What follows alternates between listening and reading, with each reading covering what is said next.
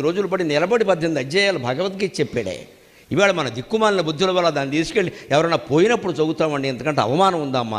రోజు నిత్యపారాయణ చేయవలసిన గ్రంథం భగవద్గీత. భగవద్గీత శుభానికి వాడాలి, అశుభానికి కాదండి. అశుభానికి వాడుతున్నామంటే పోయిన వాళ్ళని మనని కూడా అవమానిస్తున్నట్టు లెక్క. పోయిన రోజుల్లో కానీ పోయిన శవం దగ్గర కానీ భగవద్గీత వినపడితే దెబ్బలాడండి అమ్మా, ఆ రికార్డు బద్దలు కొట్టండి, తీసిపారేయమని చెప్పండి, పెట్టడానికి వీల్లేదు అక్కడ.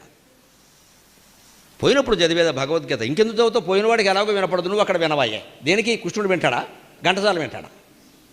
ఏమి కర్మ వచ్చింది దేశంలో? ఎప్పుడు చదవాలి గ్రంథాన్ని? బతుకున్నప్పుడో చచ్చాక చదువుతాం కాబట్టి, సెంటిమెంట్గా చదువుతాం కాబట్టి మనకు భగవద్గీత ఉన్నా భాగవతం ఉన్నా ఏమున్నా దేశం ఇలాగే ఉంది.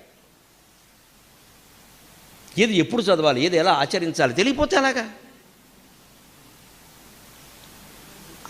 అటువంటి చివరికి పోయిన పరిణామం అండి. ఆయన వెళ్ళిపోయాడు. అది కూడా ప్రథమ స్కంధంలోనే ఉంది. అందుకే చెబుతాను.